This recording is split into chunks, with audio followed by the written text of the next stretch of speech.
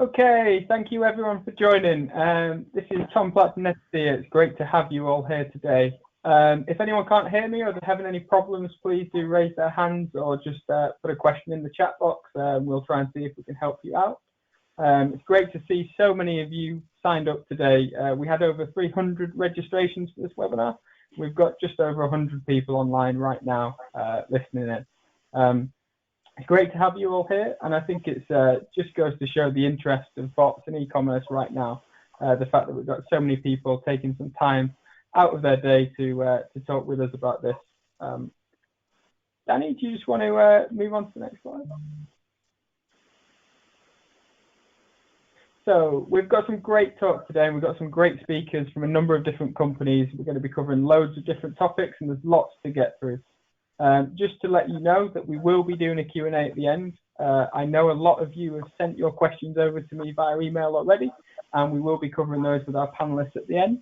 But if anyone does have any questions at any point, just drop them in the chat box and we will cover them in the Q&A at the end.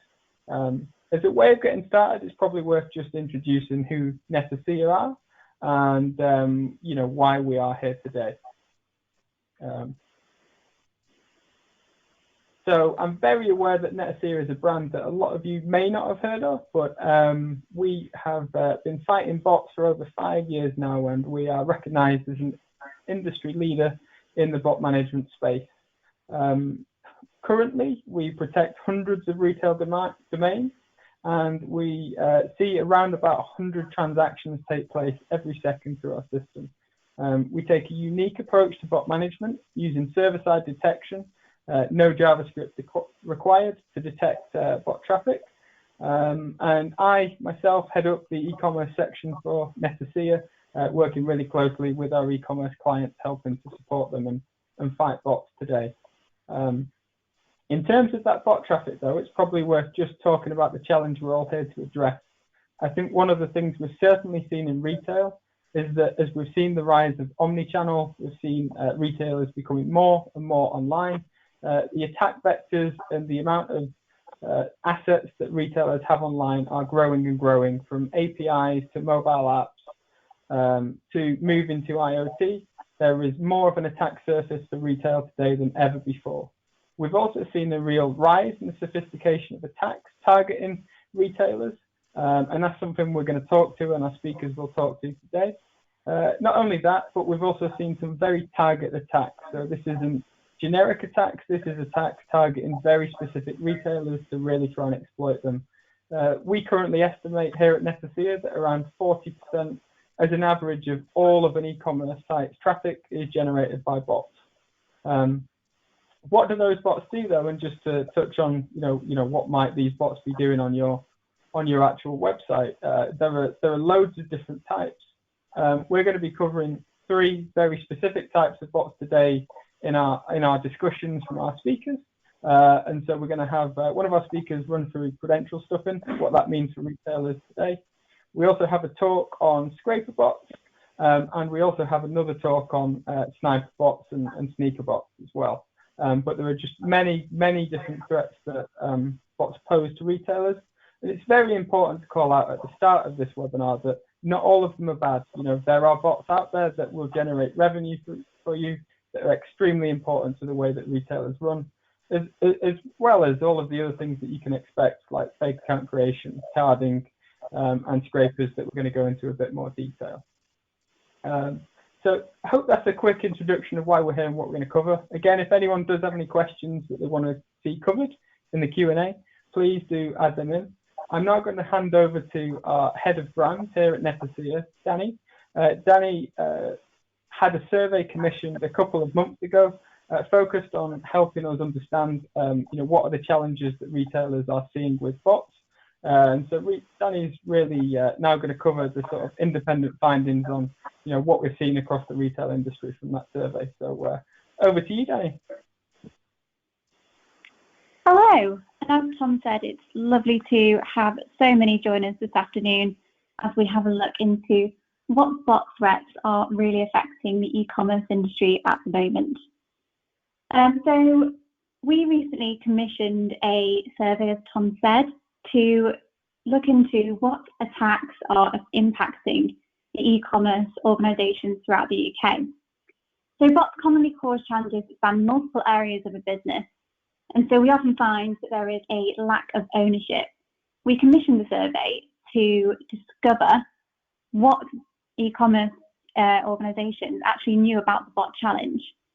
The objective was to raise awareness and increase the understanding of the risks that bots pose online, and discover if there was a clear owner of bots throughout the industry. We did learn that those e-commerce businesses are aware of different bot types, ranked those that we're discussing today as their top 3 threats.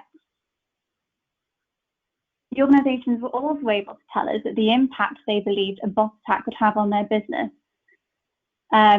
So really interestingly, and it was great to see this, they ranked the highest impact as the negative impact on data analytics. This really highlights the importance of data quality for e-commerce organisations, with the threat to business ranking higher than revenue loss and major reputational damage. It's extremely positive to see this value of data recognised by the businesses in these results. Data shows you what's working and what isn't. It enables businesses and marketers alike to understand why some customers buy while some abandon their cart. Data presents businesses an opportunity to adapt their strategy to one that resonates with their customers.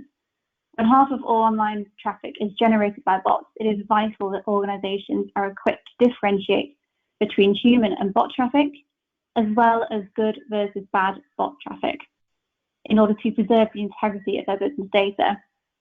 The only way we're going to make these distinctions is by ensuring that you have complete visibility of traffic across websites, mobile apps, and APIs to get that crucial comprehensive understanding of traffic behaviour. And yet, how can businesses acquire that visibility and understanding of traffic when there is no clear ownership?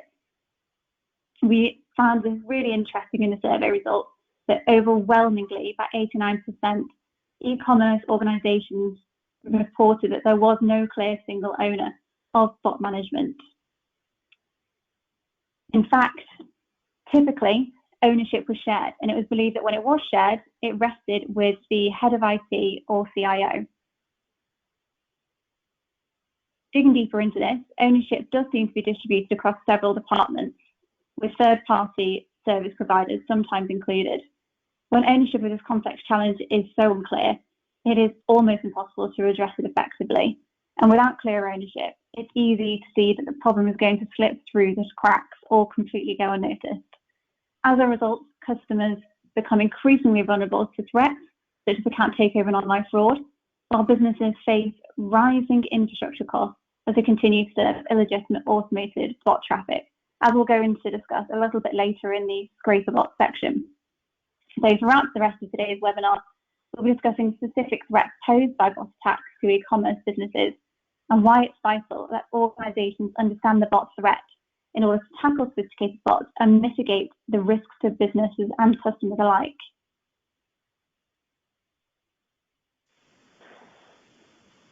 So thanks for that, Danny. I hope everyone found that useful, just as a bit of a scene set, in terms of the independent research that we've seen there and asking retailers what their challenges are. I think it's very clear that, the retailers that we spoke to in that survey are aware of the problems that bots could cause. I think one of the really interesting takeaways from me is that the integrity of data is key. I think one thing we said for a long time is that although you might not be seeing any of the repercussions of bot traffic directly impacting you, they will certainly be skewing your data if you don't have visibility over them. And I think finally the thing that I would take away from that talk is that it was very clear from the people that we surveyed that there wasn't really a key single stakeholder in any of the businesses that were responsible for bots. And I think when we get into some of the talks we've got today and you see the complexity, I think it's really apparent that it's important that people have visibility over those bots and have a single stakeholder. So now what I want to do is I want to pass over to one of our first panelists and speakers for today. It's Bramwell. Bramwell is a director at KPS, where he leads the consulting division. And Bramwell and KPS together build and run a number of retail websites where they've seen challenges with bots in the past. And Bramwell is very kindly going to do a piece today talking about sneaker bots, certainly one of the more interesting challenges we see retailers face at the moment. Okay, hi everybody, and thanks for the intro, Tom. Yeah, so as Tom said, I'm going to be speaking about sneaker bots today. My company has actually sort of faced some specific challenges and worked with retailers that have really had some challenges with sneaker bots. So I'm going to talk about the market, sort of why sneaker bots actually exist, what they are, things you can do to combat them, and then sort of why you should tackle sneaker bots. You know, so, and there's really the kind of talk about the strategy that you might define as to sort of why you might do it, and that can then impact sort of how you tackle them. So yeah, if I sort of firstly introduce the sneaker resale market, it's a market that's sort of indirectly created by Nike and Adidas when they first started to release limited edition trainers. You know, sort of Jordans are probably the sort of ones that most people know. So it's currently estimated to be worth around $2 billion a year. So this is people trading limited edition sneakers, or sort of trainers, we tend to call them in the UK. And these are not the sort of standard trainers you may be wearing now. These tend to be sort of collector's items and limited editions. It's, as I said, it's worth about $2 billion now. It's expected to really grow to about $6 billion by 2025. And currently, there's sort of tens of millions of sneakers are listed for sale. StockX, which is one of the biggest marketplaces, currently has about 18 million listed. And the most expensive pair that was sold a few years ago was actually sold for $437,000, and that was quite a sort of an extreme scenario. But actually, some of the more modern pairs can still go for many thousands or even tens of thousands, depending on how rare they are. So as I said, there's quite a few marketplaces out there that are used to resell sneakers. So these are sneakers that have been bought sort of legitimately from many retailers, as well as directly from the manufacturers. eBay was a sort of obvious one, but you've got the likes of StockX, Stadium Goods, Goat, and Flight Club.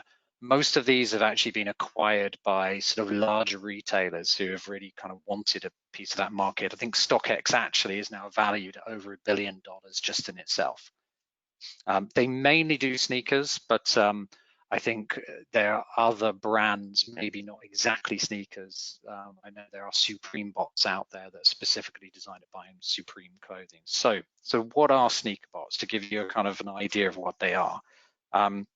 They're generally software that has been designed to automatically purchase exclusive sneakers.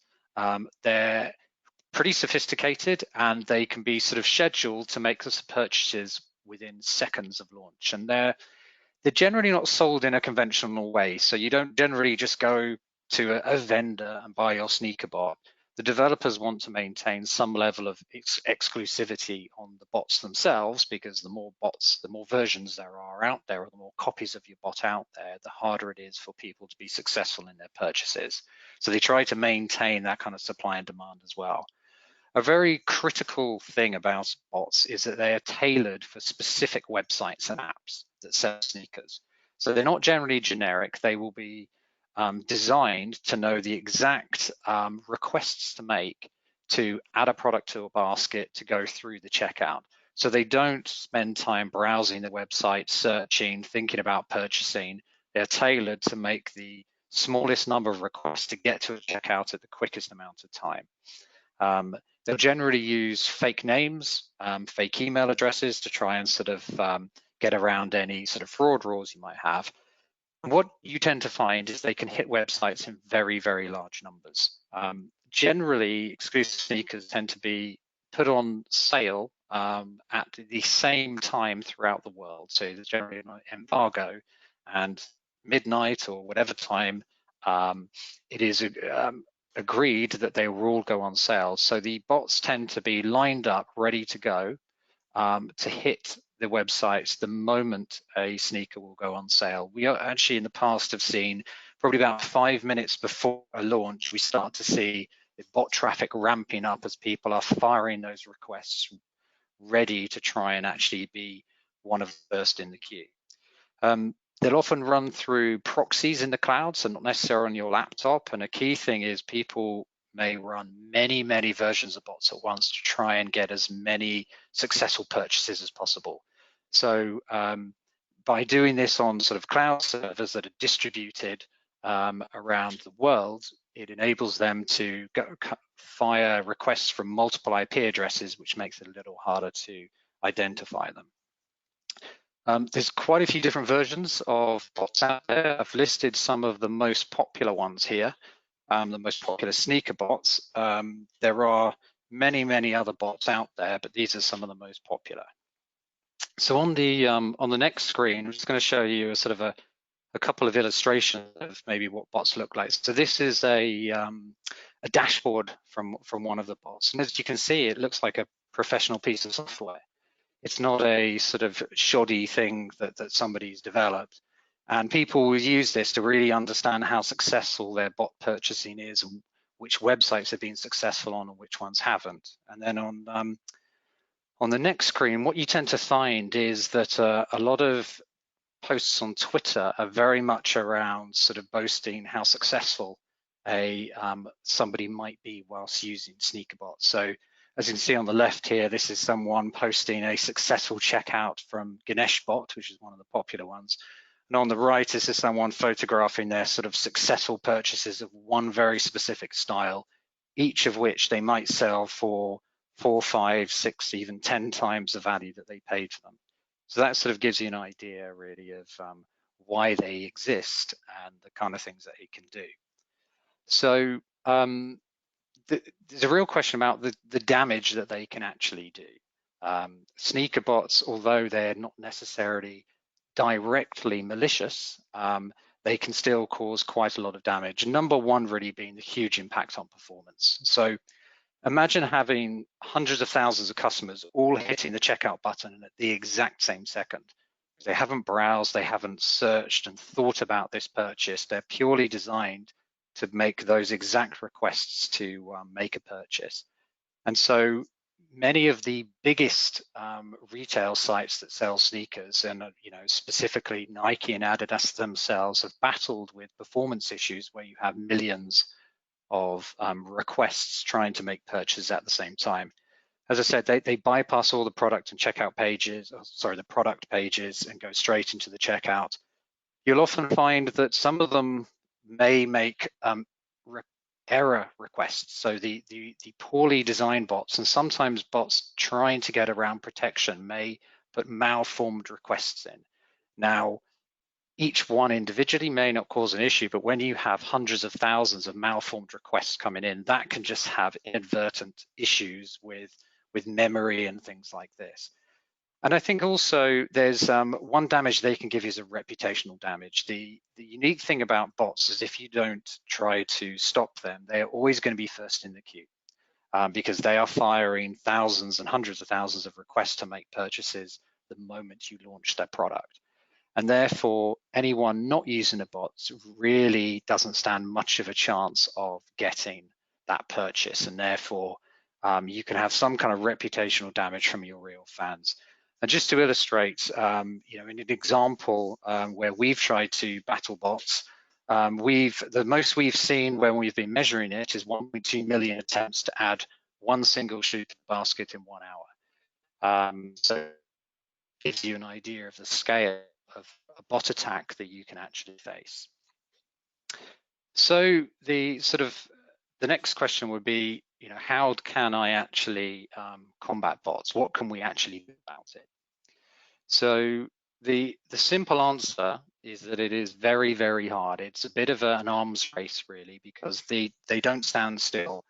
The moment you put layers of protection in, the moment you find a way of identifying and blocking a bot, they will try to adapt their software to get around that. And certainly over a number of years, we've been working with retailers. We have found times where we've put in multiple layers of protection, and that's given us some respite for a while, but then you can pretty guarantee at some point they will adapt, find ways around it. It really is a sort of constant moving battle.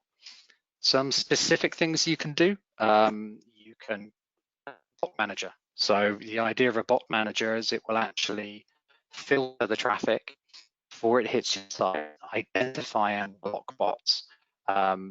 They need to be quite sophisticated, and I think something Tom mentioned earlier is that not all bots are bad. In fact, some bots, Googlebot is a bot that we all absolutely rely on. So it's very important that you can identify certain malicious bots and let through the bots you want, and also don't identify false positives and block legitimate users. So that's a challenging thing in itself. Some retailers have tried to create raffles. So instead of allowing the customer to buy there and then, you can allow the customers to effectively put their name in a hat to be able to buy. And in some ways, you can then deduplicate and identify real users. However, raffles themselves can be inundated and overrun with bots themselves. An obvious thing to do is using methods like reCAPTCHA to try and identify a bot and being able to let real people through. You will have limited success with that. There are even farms of people constantly solving reCAPTCHA puzzles used by bots. And then there's some more interesting and extreme things that some customers have done. So one kind of interesting experiment that Nike did with their sneakers app was using augmented reality. So sneakers app was designed or launched in 2015 to sort of help advance the sneakers community, but they also use it to launch and sell exclusive sneakers, and they themselves have had huge problems with bots. This interesting experiment in 2017 actually created an augmented reality treasure hunt that actually required users using the app to visit specific geographical locations with their phone, find a virtual sneaker, which would then give them the opportunity to buy the real sneaker. Now, it was pretty cool, pretty interesting, but not terribly scalable, and it's not something that's really become mainstream. But this is an example of some of the lengths some retailers have gone to try and combat the huge amount of bots that they face. So sort of finally, really, there's a question of why should you combat bots? As a retailer, obviously, you sell out your products very, very quickly if you have bots trying to buy them. We've literally seen a sort of limited run sell out within minutes because you've got a lot of bots trying to buy any size they can get their hands on. The main reason really is they're very hard to control, and therefore bots can easily take down your platform. Very, very quickly, as I described earlier, you can have millions of hits, attempts to add to basket in a very, very short space of time, and they're all flying through the checkout at the same time. Impact on data. So I think Tom mentioned also that about 40% of traffic to e-commerce sites is from bots. And what that can actually do is it can really skew and obscure the data that you absolutely rely on to run your e-commerce business. And that's not just things like Google Analytics, but even the errors that you to manage within your platform, bots which are likewise fraud. So you will find that bot purchases come with a much higher instance of fraud. They're using false names and false email. So that's another very good reason. And I think sort of finally, when we're talking to customers about bots, it's important to really define your sort of strategy. What are you really trying to achieve by trying to keep sneaker bots out? Is it really about keeping your platform going? Is it about sort of throttling them? You may still sell, but you're still causing damage. Or is it actually about completely stopping them and making sure that it's your real fans, the people who buy them for themselves rather than literally to make money? Is that what you're trying to do it for? Because each of those, by answering those questions, can really determine on the approach you would take. Is it just letting them in but keeping them under control, or is it attempting to completely block them or fool them into doing something else whilst you're actually allowing your loyal customers to make the purchases? So anyway, that sort of concludes my my talk on sneaker bots, sort of quite short and sweet. Like I said, it's an industry which a lot of people haven't really heard of, but it's worth billions. And any industry that has so much money in it, where there's so much to gain from customers purchasing and then reselling, inevitably there's people in there who are trying to exploit it. Obviously, any questions, please put them into chat. Yeah, thanks for that, Bramwell. I think that was a really fascinating talk. I think, you know, just to summarize some of the key takeaways, certainly for me there is, you know, it's certainly staggering to know that this is, you know, growing to $6 billion market just for the resale of sneakers alone. I think it's probably also important to note that we don't just see the sneaker bots target sneakers, we see them target limited edition products, luxury items that go on flash sale. You know, we see them across all sorts of different things, and I think it's just fascinating. I think, Bramwell, where you showed the screenshot of the tools, you know, these are not just hackers with a little bit of script. You know, these are businesses that are funded, that are, you know, some of them making millions. So, you know, it is really quite something that some retailers are up against in this battle. And, you know, the fact that you said yourself, you've seen 1.2 million attempts to get a single sneaker in an on sale, I think it's just staggering. So hopefully everyone found that as interesting as we did. We're now going to jump to our next speaker, and that is Scott. So Scott heads up the threat research team here at Netacea. Scott's got over 10 years of experience within cybersecurity, working with enterprise businesses as well as doing some pretty covert stuff at the government.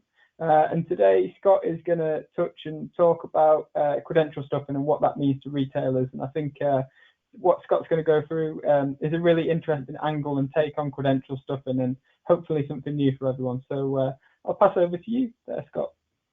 Yeah, thank you very much for that, Tom. Hi, everyone. Thanks for coming to join us this talk today. So I'm just really going to cover in this presentation three different aspects of credential stuffing. So I was going to start by having a real general look at credential stuffing and some of what's been in the news recently. Then I'm going to go on to look at essentially the output of credential stuffing, so a bit of non-obvious valid account use.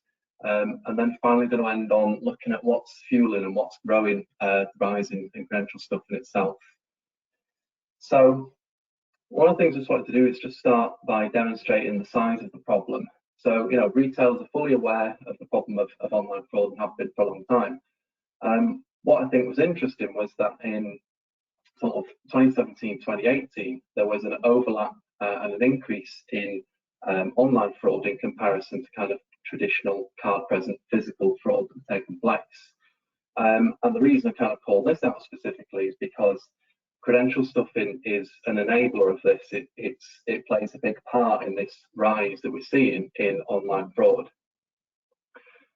So if we just look at the back end of April, there was a significant attack that occurred and hit Nintendo. So 160,000 of their accounts were credential stuffed. And one of the things that we can see as a result of that credential stuff is the data that was taken from those accounts. So if you just look at the output that was taken from those accounts, what you can see there on the right-hand side is the data that was accessed. So in green, kind of at the bottom of that image, you can see the types of data you'd ordinarily associate with kind of what you might deem as routine fraud, you know, PII. But what we're increasingly seeing with attackers is that they're also starting to look at how they can kind of monetize other data and other sort of reward schemes, coupons and so on within accounts. So within a Nintendo account, for example, the credential stuffing tool that was used in this attack also sought to retrieve the gold points balance in the store, so that's points that give discounts on games, and then the eShop balance itself. So one of the ways in which attackers used these credential stuffing, these validated accounts, was they were selling discounted games to other buyers and sort of proxying those purchases through the compromised account. So there's a bit of a technicality to fully explain how it works, which unfortunately I've not got a chance to do on this call, but there's the attackers recognized as a way in which Nintendo Switches work that allowed them to kind of exploit this and be able to kind of sell games to other people at a discount. So it's one of those things where you think, you know, when Nintendo was setting up this service and sort of bringing in the gold points rewards program, they might not have considered that it could have been kind of exploited in this way if attackers were to gain access to those accounts. So what I want to do is now just to move on and show you a couple of other examples of credential stuffing that we've seen in the past. This is type of stuff that we're seeing sort of day in, day out. And I just wanted to show a couple of manifestations of credential stuffing.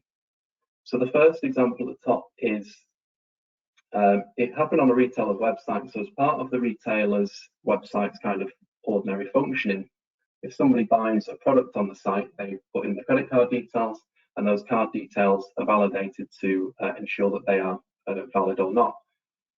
The attacker recognized that there's potential for them to make use of this functionality, and what they tried to do was pump a list of 308,000 of their credit card details through this validation system to see which ones were valid and which ones weren't, so they could use that in subsequent fraud. So what's interesting is, for us, we're not looking necessarily at what you would consider to be a traditional attack here. What you're seeing is the exploitation of business logic. So that's something that's quite interesting to us, because it's something that, you know, it's sometimes not evidently obvious when a website is being misused. The second example just below that shows a bit more of a typical credential stuff. So there was an attempt by an attacker to log into a site. So 27 million login attempts were attempted or made over a 67-hour period. So what's interesting about this one is that our machine learning models recognize the hallmarks for credential stuff kind of in process and nip that in the bud immediately. So what you're seeing there, the purple spike, is not the attack impacting the website itself, but that's us blocking the attack. So because it was sustained and the attacker didn't kind of change anything they were doing, we're able to observe what impact that would have had on the site if it were unblocked by us. So it's interesting because you can see, in comparison to what normal traffic looks like on the site, that was a significant hit that they could have felt. So just moving on, what we want to do now is show, you know, credential stuffing is part of the story. It's the beginning of the story, and what we want to do is show that many different ways that compromised accounts are used by attackers. You know, they're innovative. They're always thinking of new ways they can monetize this stuff. So what I want to do is just show you one example of many of how valid accounts can be used by attackers. So I'm going to explain very quickly the refunder process. So the way refunders work is you buy a good from a retailer's website. So let's say, for example, they bought an iPhone there on the left-hand side from a retailer's website. And what the purchaser does is they contact a refunder. So these refunders, as you'll see in a minute, they're 10 a penny. There's tons of them around. They're easy to get hold of. And what you do is you supply them with your purchase details. They bought an iPhone, here's my account details, here's a transaction ID, and all of that.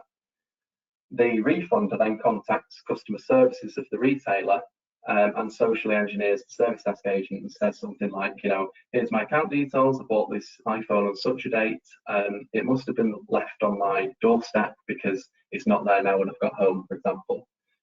If they're successful in social engineering the service desk agent, the original buyer will be given a refund, and then as payment for their service, the refunder kind of takes a cut of that money.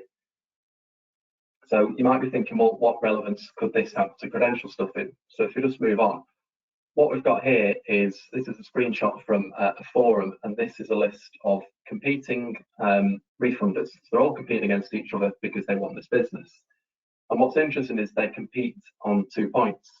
So they compete on fee. So they obviously want to be the lowest fee to attract the customer in. but they also more significantly compete on the coverage of stores which they can provide refunds for. So if you just transition the slide slightly, you will see a list of stores which these refunders, this is one example of a refunder's kind of list of stores they provide coverage for. So let's just pick on one of them. If you say, look at Target at the top, they'll say, okay, so I can provide refunds for Target purchases. I can refund up to $10,000. I can do this over multiple items, and my fee is anywhere between 13 and 18%.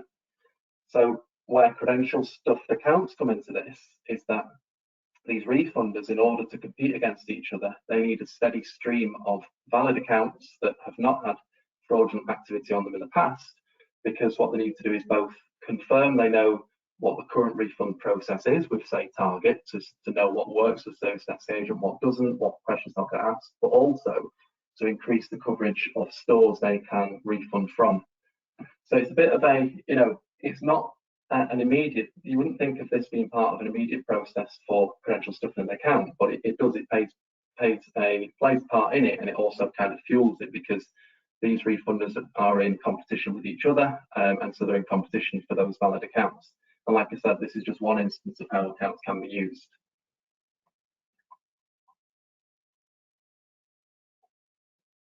So what I want to do is just the last part of the presentation that I'm doing is just on a bit of thought we've put around what could be fueling credential stuffing. There's many different elements to it. We're not saying this is everything.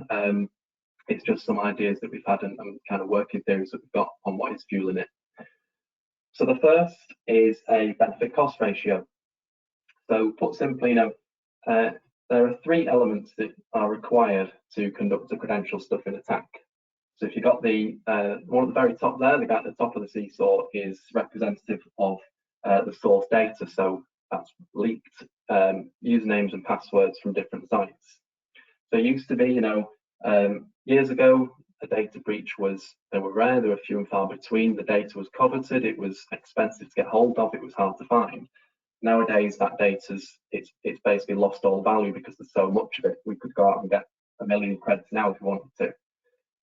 The second element of a credential stuff is a piece of bot automation or tooling. You're not going to go and do all 67 million logins yourself, so you need some tooling to do that for you.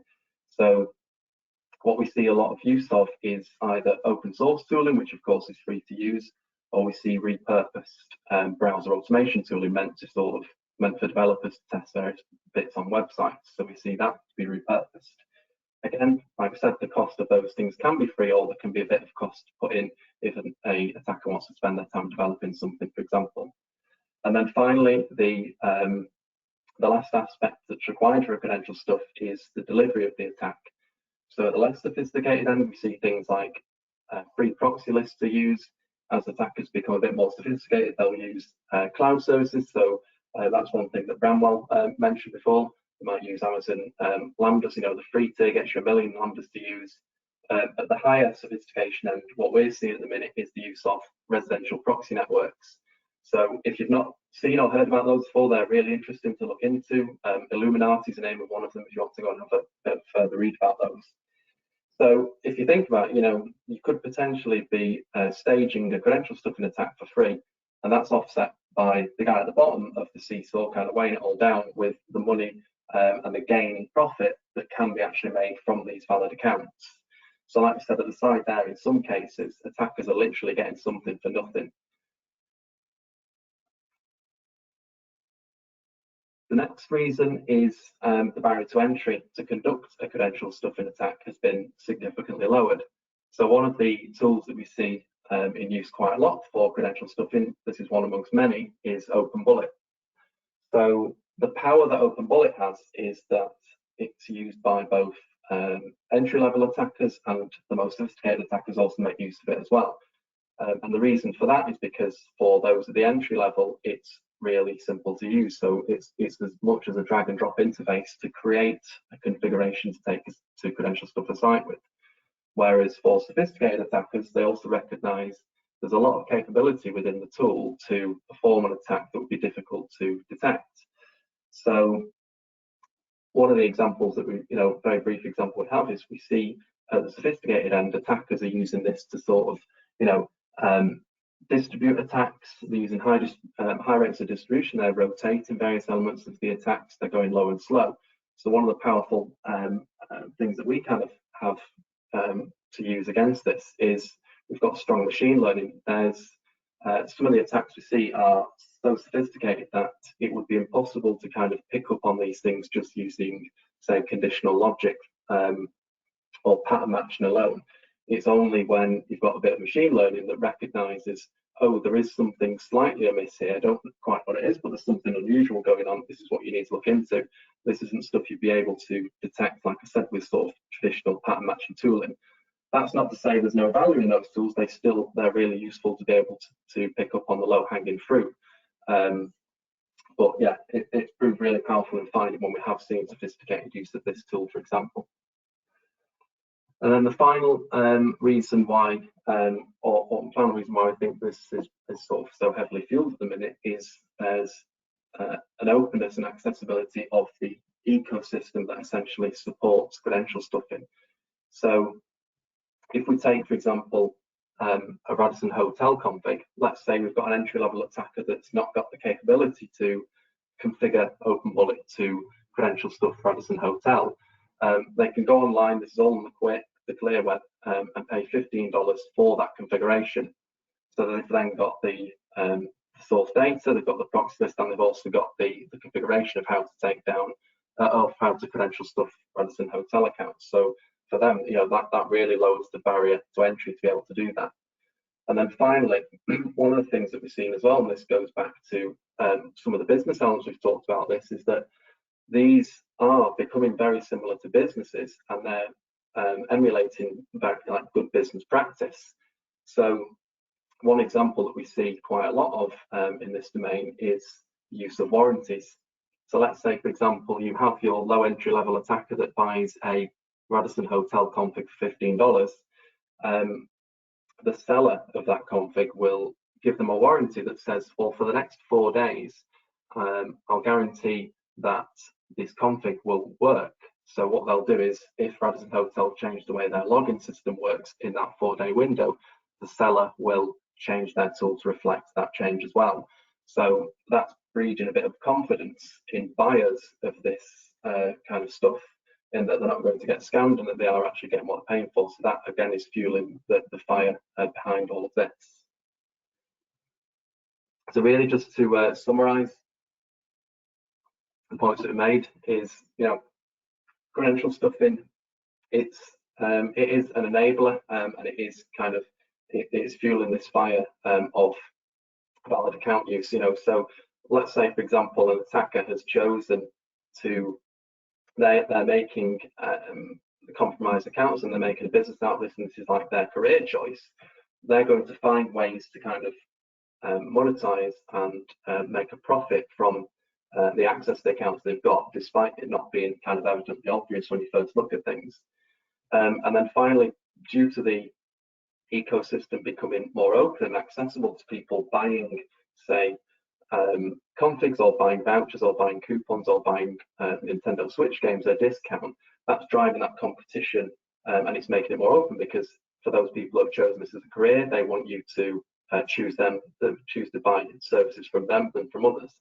One final note as well is just to say that I'm getting a bit of a sense at the minute that people that buy vouchers, and they buy, you know, they're buying the output of cracked accounts and all of that, I'm getting the sense at the minute that they don't necessarily feel that they're part of any kind of problem, or what they're doing is wrong.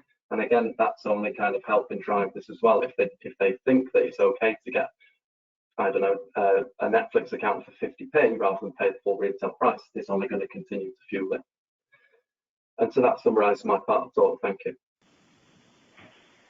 Thanks for that, Scott. I think a really interesting talk there, and I think it hopefully, you know, it's not just me that's surprised by just the real scale of the marketplace out there, how easy it is for people to conduct these attacks, and just, you know, the fact is that, you know, there may be something much more sinister going on. We speak to retailers all the time, and I think, you know, quite often it isn't always immediately obvious why they're being targeted. We are very tight on time, so without further ado, what I want to do is hand over to Dan Williams, Dan is head of DevOps at 𝗨𝗶𝗳 eCommerce, and for you, those of you who haven't heard of 𝗨𝗶𝗳 before, 𝗨𝗶𝗳 provide a platform that supports over 100 different retail websites, and Dan's had the joy of dealing with price scraping across many of those websites. So, looking forward to hearing what you've got to say onto that, Dan. So over to you. and isn't it fun? Hey folks, good morning, good evening, good afternoon, depending on where you are in the various parts of the world. Yeah, as Thomas was saying, my name is Dan, and the platform we run provides a lot of different retailers across the lighting and patio space to sort of, it enables their online e-commerce experience. So I'm here talking about scraper bots, what they are, why they exist, and kind of what we should do about them as e-commerce folks. And so without further ado, since we are a little bit short on time, let's just jump right in. So what are scraper bots? Can we get that? There we go. I mean, realistically, a scraper bot is just something that's trying to procure, aggregate, and parse data. And it's usually data that's publicly available. The big difference is that the data that they're trying to get, they're getting at a speed that is oftentimes very, very fast, or they're getting a little bit crafty and they're getting around some of the more publicly available data and getting into data that maybe you guys or maybe we aren't looking for them to actually get, and we just have it available on our site without realizing it. The vast majority of the time, they're actually not inherently bad. Oftentimes scrapers will declare themselves as user agents, and you'll be able to see, for instance, Googlebot will come in and just let you know the version of Googlebot that you're seeing, and the fact that it's Google will all be declared nicely right there in that user agent. 𝗬vicity, 𝗬𝘬, Duolingo are just a couple of examples of other bots that they're just meant to extract some data off your website and use it sometimes, almost always for either good or for benign reasons, and you'll see sometimes a little more malicious reasons. If we can pop over to the next slide. So I mentioned that not all of them are bad. Let's talk about some good or benign reasons for scraping. I have full faith in your guys' ability to read, so I'm going to focus on two pieces here. The first one is search engine indexing. I had mentioned Googlebot, Bing's out there, MSN has a spider that we see with some frequency, same thing with Yahoo. These are just bots that go through, they walk your website, and they, for the purposes of either putting different parts of your site on Google or putting different parts of your site on Google Shopping and understanding your pricing, they just go and they say, hey, what products do you have? And what are you putting them up for cost-wise? These are actually really good. We would be not where we are today as a platform, nor would Shopify or other various competing platforms, without making sure that Googlebot and Bingbot were properly served. We actually create a fast lane just for Googlebot, and we monitor that separately than the lane that we have for normal users. The other piece I wanted to talk about was pricing intelligence. Now, a lot of our clients live in markets that are dominated by what's called MAP.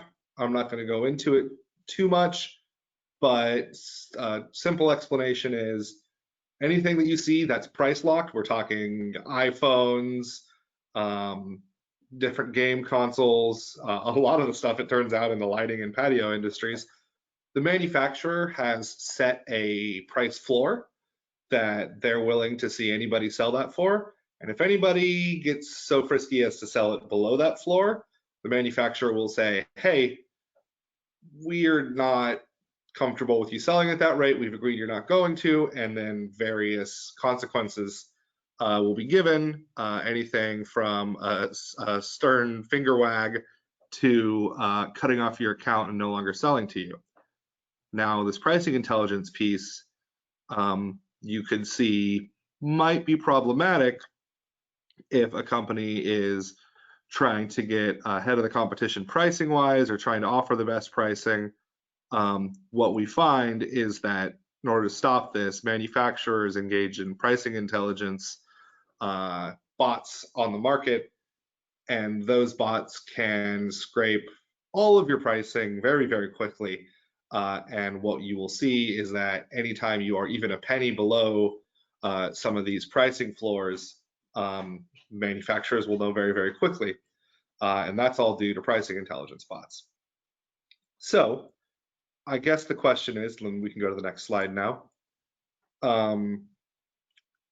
So why would we block some of these guys? You know, we have ones that are good, we have ones that are bad. How do we tell the ones that are bad? Well, I'll go through some pieces later on here in my part of the presentation, but a lot of them are just overly aggressive.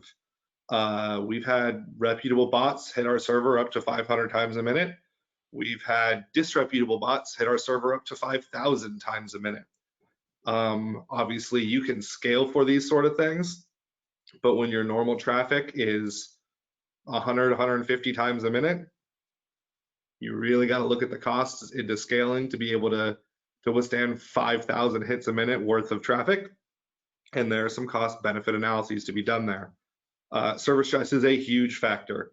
The other piece to think about is each unit of compute that one of these scraper bots is taken up is a unit of compute that's not going to your users. It's not going to make you money. Oftentimes, it's just going to provide intelligence to other people. With that also comes cost. What we found at 𝗬𝗶𝗳 was, especially on a couple of our sites, some of the sites that we host, they were getting traffic to the tune of 75% of their traffic was scraper bots, which meant that they were paying us on a per kilobyte, per megabyte, per gigabyte basis, but also you're paying CDNs, your Akamai's, your Azures on a traffic basis, and sometimes even analysis tools. A lot of, even bot managers nowadays charge per how much traffic you have. So what you end up with is if 70–80% of your traffic is bots, that's really what you're paying for. And oftentimes those bots aren't actually doing anything for you. So what we found was that we were able to predict user growth in these cases fairly accurately. What we weren't able to predict was the fact that our traffic doubled, tripled, quintupled, all based on bots. And the other piece I've already spoken about was information security. Sometimes you have pricing strategies that you don't necessarily want revealed. Sometimes you have parts of your site that you don't necessarily mean to be available to the public. Usually, if you're doing your security audits, it's reasonably benign. But you got to remember, with these scraper bots, they'll come through, and anything that's available, they'll find and they'll utilize. So what happens is they aggregate your entire site, and then in the more sophisticated piece of the scraper bot world, that aggregation oftentimes goes to humans in meetings looking to get intelligence advantages over your business. So we can go to the next site. So what happens is you have to decide when you see a scraper bot come in, whether you see traffic spike or you get emails from vendors that are saying, hey, we see that your gizmo is 20 cents less than our floor. You have to decide if you're going to serve these or not. So a couple examples. The first one's Googlebot. This one's super easy. Do I serve Googlebot? Almost everybody's going to say yes. I can't think of a reason one would say no, but it may be there. Travelocity is something that is, as an example, sometimes great for people, sometimes not great for people. Generally speaking, though, just like Googlebot, it helps with pricing, it helps with visibility, it gets most companies who would be scraped by Travelocity, it gets them some sales. Most people elect to absolutely let Travelocity through. Then there are some benign ones, and I wanted to use Duolingo as an example here. We've been hit by their scraper a couple of times, and disclaimer here, generally they're fine. We've never actually blocked Duolingo, they're not aggressive. And Duolingo, if you haven't heard, is a company that they teach people how to learn, or they teach people a new language. So you can go in and you can say, I want to learn Spanish, and Duolingo will provide procedurally based and generated lessons. How do they procedurally generate those lessons? Well, they scrape your website. They scrape a lot of websites, Spanish websites, French websites, and it analyzes different sentences and sentence structures and creates lessons out of those. And oftentimes has people who are learning actually translating those websites. It's actually a really cool piece of software, but it does use a scraper. So in general, I think this is a cool piece of software. I say, sure, I'm going to go ahead and let you through, or I don't do anything about it. And then let's say I look, and this hasn't happened, but for an example, let's say I look and they're hitting us at 1,500 times a minute. Well, I think it's a noble profession and a noble pursuit to teach people different languages, but I'm not necessarily willing to serve up that much compute power to do so. So now all of a sudden we look at something like Duolingo and we say, you're being very, very, very aggressive, and we'll block them. And we'll go in the details of how one would block is something that is for a whole different presentation, because it's very, very, very, very complicated sometimes. So let's talk about how complicated.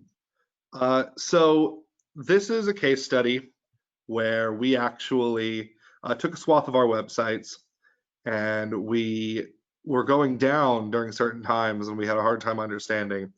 So this is traffic on a per 5-minute basis. And this is how we estimated our human traffic to be. On the high end, 500, 550 times a minute. And during these slots, our website was either below a performance threshold where we would consider it down, or it was actually down, which is really rough. Nobody wants downtime. And we had trouble figuring this one out. This is one of our first sort of forays into a very aggressive scraper. So we looked at the logs, and what I did, or what me and my team did, was we said, okay, well, let's look at user agents. And what this graph says is take any single user agent, and if it hits us more than 100 times a minute, go ahead and plot on a graph how much more than 100 times a minute that user agent is hitting us. And so what we see here is really, really interesting, at least to me, and hopefully to you too, since you guys are on the call. What we see here is that red user agent, the big one, is a single user agent, and it goes and during 10, 15 minutes spurts across 7 days, hits us upwards of 4,000 times every 5 minutes. It was a lot, and it was way more traffic than our servers were prepared to handle. And we had to face the choice of, well, do we increase our hardware to the point where we can actually serve these crazy spikes, or do we try to mitigate these spikes and smooth out our traffic curve by blocking these scraper bots? We also have an example of what I would say is a mostly benign scraper bot in that pink area, which is, can you go back for a real quick second? I know we're short on time, I'm moving. But in the pink area there, we actually had what I would consider a benign bot that doesn't hit you like crazy, and it sort of smooths us over, and that actually didn't bring us down. So something to think about. Well, we obviously needed to stop this crazy bot that was coming in at small amounts of time with huge amounts of traffic. So now we can go to the next slide. So how do we do it? Well, the obvious reason, or the obvious solution, is to block by user agent. Scrapers, however, are more, or can be smarter than that. So what we saw in some of these was the distribution of this attack was spread over 8 ISPs, so we couldn't block by ISP. It was spread over different hosting providers. It was spread over different data centers and different user agents. It's worth noting that the biggest user agent it was using was the most recent version of Chrome. Can you imagine if you blocked the most recent version of Chrome on your website? You would have angry phone calls very, very, very fast. So how to block something like this and how to identify it is its own 2-hour-long presentation that we're not going to get into. But this is just an example of how smart these scrapers can be and what kind of a challenge they can pose once you've decided, A, you don't want them on your site, and B, you're not going to scale your site to be able to handle Reddit levels of traffic just for a couple of rogue agents. So that's sort of the scrapers ecosystem in a nutshell. What do you do about it is the obvious next question. And there's no right answer. The main things that one would need to do is first be aware. That case study is where we got caught with our pants down. I suggest that everybody on this call just understand that these things exist and that most sites aren't entirely, they're not invulnerable to this. If you know what's out there, you'll at least be able to think and make decisions. Look into it. Take a look at your web server logs. You might be surprised by what you see. Look for user agents, look for IP subnets, and specifically China and Russia are very, very common. And just have a plan. It turns out that knowing what to do if you have crazy high traffic spikes and being able to overflow traffic to other servers and having just a plan in order to handle these is something that could protect your websites and probably would be a very, very good idea for your business. I know we're a little bit, so we're a lot short on time. So it was a little bit quicker than I wanted it to be, but I'm going to go ahead and hand it back to Thomas. Yeah, fab. Thanks a lot for that, Dan, and I hope everyone found that talk as interesting as we did. I think some of the key takeaways from that talk in specific. I think it's certainly fascinating to see just how sophisticated the scrapers are that you see against the website. Also, just the fact that I think scrapers in general are something that people don't pay much attention to.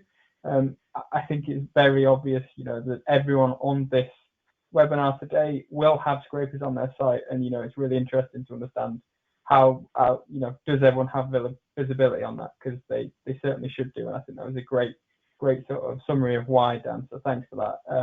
In terms of just, I think, summarizing the messages we took from all of the talks today, I think hopefully everyone has seen that bots are sophisticated. They are getting more sophisticated every day. They are difficult to spot. Bots do pose a huge threat to retail. It's clear retailers are aware of this, but I think it's very obvious that bots do pose a threat and they're out there. I think if everyone takes one thing away from this, you've got to understand what bot traffic is on your site. There's always got to be someone in an organization who can say, this is the amount of bot traffic we've had today. And just that insight from Danny's independent survey, data is crucial to retail. So understanding what's going on is absolutely key. Get visibility of bot traffic. And then I think, once you're ready to make that step, I think everyone's mentioned it, have a strategy for bots. You're going to have good bots, you're going to have bad bots, you're going to have gray area bots that are unique to you. You need to, as a business, have a plan of what you want to do about these bots. Now, I am very conscious that we've overrun slightly there, so thank you for everyone that's hung on in there. We've still got a lot of people on the webinar, and we've still got quite a few questions. Danny, if you just want to jump to the next bit. I think other than to say, we'll go into questions in a second. I think what we want to just do is say, if anyone does want to take that first step into getting a broader picture of bot traffic, we do offer what we call an audit, where we can give you a bit of visibility over your bot traffic. We can do that without the need for any implementation, and we can start you on that journey to, getting visibility of your bot traffic. and you'll be getting some more information about that. But what I want to do now is really just jump to a quick Q&A. If anyone has to leave, of course, we appreciate that, but we're going to try and answer some of the questions that we've had coming in from you over the webinar. So I guess the first one that we had, I think a few of you have touched on this from 𝗬𝗶𝗳. What's a good way to get a view of bot traffic? I guess Dan and Bramwell, that's a really good question for you guys.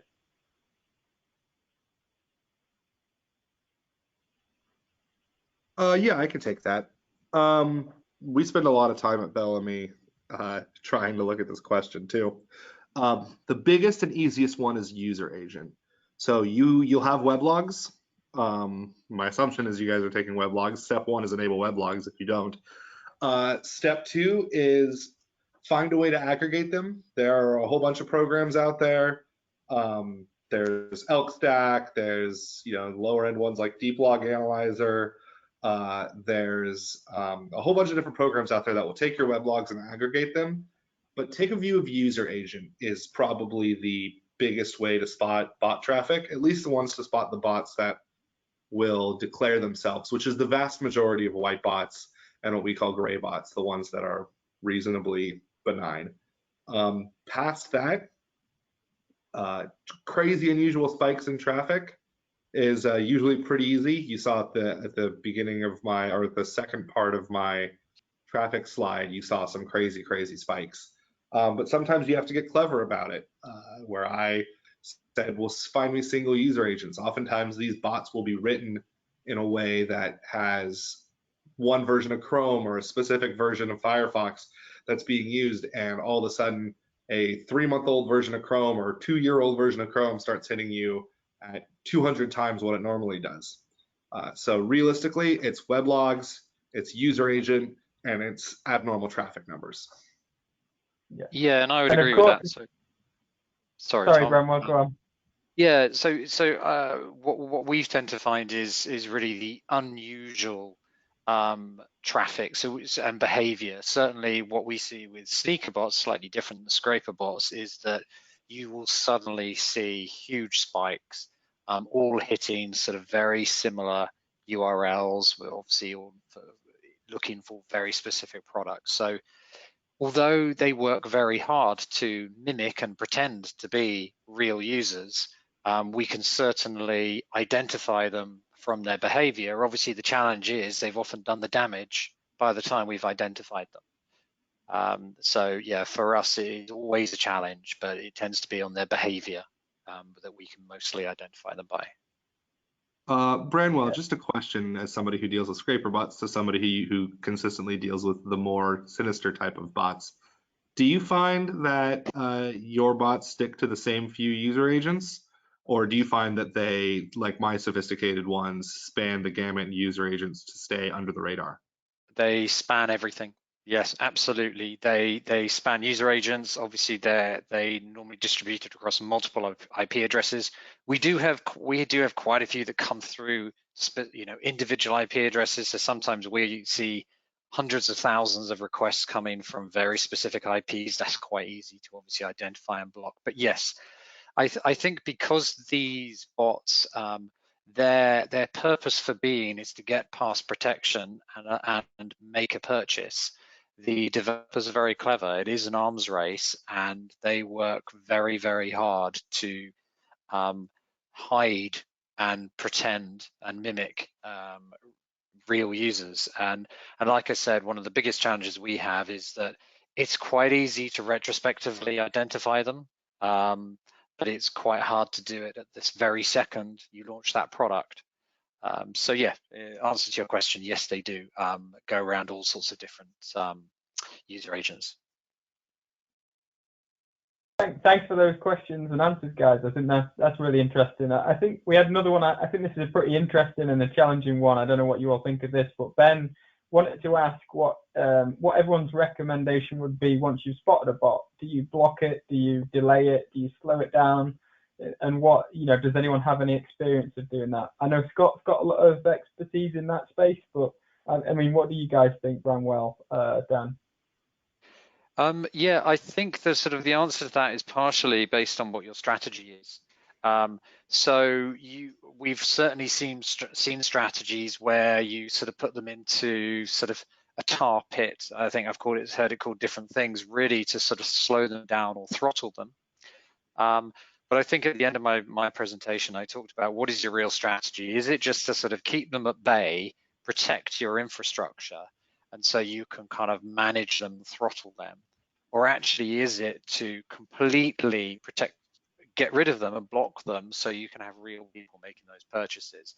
And I think some of that comes down to what your actual strategy is, because, you know, either one is quite hard to do. I've even seen strategies for some scraper bots of actually identifying them and giving them incorrect pricing. So when you've got bots trying to scrape your prices so another website can undercut you, there's all sorts of strategies people might put in place, not just blocking, but maybe try to fool bots or slow them down. But this is normally on the kind of more malicious bots. Yeah, I think a lot of it is to understand exactly what that bot is trying to do. Oftentimes they will identify themselves via user agent. In our case, just a few days ago, I guess it's weeks now, we had a bot that was coming in and suspiciously it was scraping only one brand of pricing. We have a relationship with that brand, and we just called them up and we were like, hey, we noticed you're scraping us, but you're scraping us to the tune of 1,000 times a minute. And they at first denied it, and we went, well, cool. If you want to scrape us to the tune of 1,000 times a minute, we're going to block you. If you want to scrape us to the tune of, 100 times a minute, we'll let you through. And eventually they just were like, oh, well, we are scraping you, but yeah, if you want to agree on a level of aggression that we can be, but you'll let us through and you'll be transparent about it, then we'll throttle our bot down. And everybody was happy. So now they are scraping us, they're getting some pricing intelligence, but that's actually it's giving us credibility with that brand, and it's actually increasing our reputation with that brand, which is a good thing. But understanding what the bot is trying to do, as long as it's not being crazy and hitting you at crazy amounts of traffic, I think is step one. And then, yeah, step two is now what do I do with that information? Great, thanks for that. Thanks. And Scott, I think there's definitely a question here for you. Ali asks, what are the sort of biggest sort of types or the most malicious types of fraud that we are seeing sort of caused by bots? Yeah, so it's an interesting one because it can take kind of many different forms. So I would say the significant majority of it is still in the realm of carding. So the reuse of card details to make fraudulent purchases. So there's a whole one of the things that I looked into in the past, and I don't know if it's something you guys in retail be kind of hugely familiar with this, but if you look into the activities of the 𝗏𝗁 group, for example, the way they work and the way they kind of funnel funds through and the way they kind of operate their business on is dependent on committing fraud on large scale, so stealing credit card details and then kind of funneling it through, funneling purchases through kind of reshipping companies and then having goods enter the black market. So I think the significant majority of it is still that kind of traditional fraudulent purchase, but one of the things, like we sort of making reference to in the talk, was we're definitely seeing the value of points, points and vouchers associated with different services that are set up are now sort of gaining value. So if you look at 2015, for example, and it happened again a few years later, the attack on Dunkin' Donuts, when they were credential stuffed, a significant majority of that was to take those donut points, and they ended up having $1 value.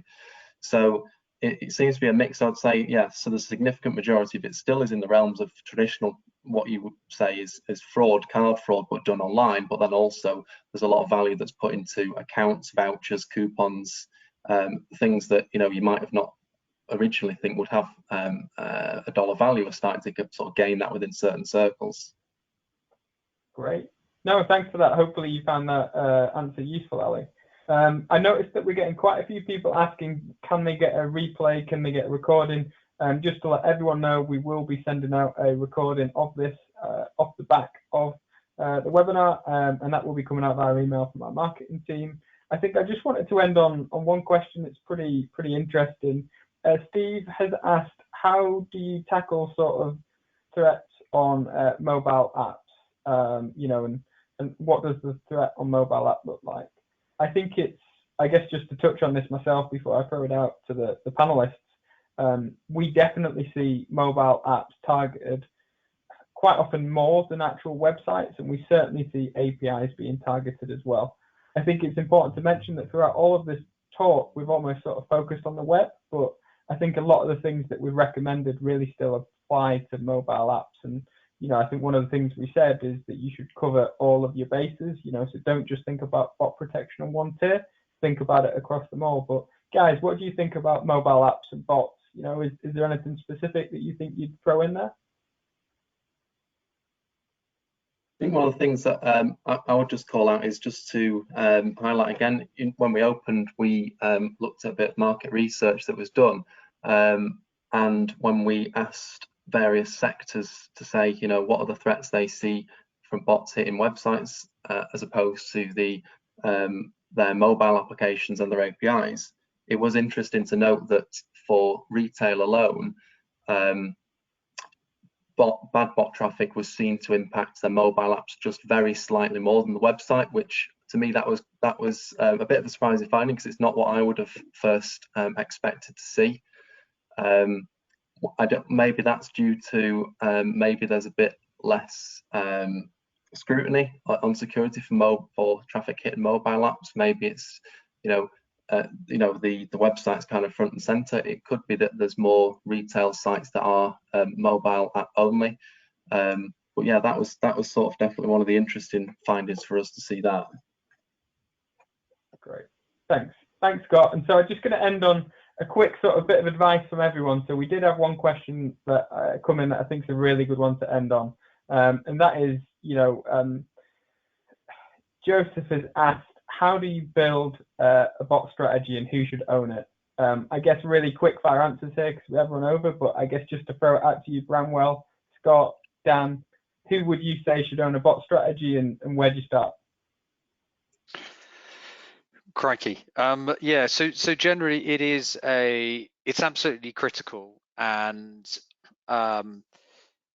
it kind of depends on the organization and the structure of the organization. I say when we talk about where should we start, it's really what is our aim and what kind of bots are we facing. So some retailers, obviously I've just focused on sneaker bots today, but some of the retailers we work with who face sneaker bots also face scraper bots. So I think the first thing is to define what is your real aim here. Is it, as I said, just to sort of keep your site up? Is it actually to really try and get rid of these sort of malicious or indirectly malicious bots? And how are we going to manage those kind of the in-between bots, the ones that aren't necessarily malicious but are hitting you so hard it's really causing you a problem? I think in terms of ownership, we tend to see this as a sort of a CTO level discussion. It does sometimes require financial impact in terms of tools you might need or time and resources you need to put in place. But I think, as we've seen on here, some of the stats, if you're considering that 40% of your traffic is coming from bots, you are paying for that traffic, you're paying for the bandwidth, and you're paying for the infrastructure required to actually serve that, and it's also obscuring some of your data. So it is a real critical thing, which is why generally we would see the owner of that is sometimes even the CEO, but certainly sort of CTO level. Yeah, I'm gonna piggyback there. The strategy piece is almost definitely a CTO conversation. You need somebody who understands the technical impacts of things like the good ones as Googlebot, the benign ones, and the bad ones. And you need somebody who understands what the business wants in terms of what those things are doing and the cost that it takes to serve those items. So the strategy piece is definitely a CTO level. Usually the implementation and, okay, now that we have the strategy and the policy, how do we execute it? We find to be whoever you have managing your infrastructure, whoever knows how to dig into weblogs and sort of get smart. I'm head of DevOps, so we have DevOps do it at our end. I've had the infrastructure teams do it at other companies.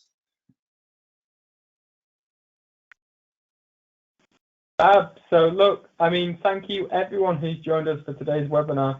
Again, sorry we overran, but we did cram a lot of content and some great speakers into a really short period of time. So hopefully you've all found it really useful. You know, just to confirm, everyone will be getting a copy of the recording sent to them off the back of this. And you know, if anyone does want to know a little bit more about what we do here at Netacea, you want to make that journey towards a bot strategy, you know, do get in touch. There were a couple of questions that we unfortunately couldn't get to today. But we will be getting back to all of you via email with answers to those questions. So I think it's a really good point just to say thank you all for joining. Stay safe, and thank you, everyone. Thank you very much. Thank you, everybody. Thanks a lot, folks. Bye. Yeah.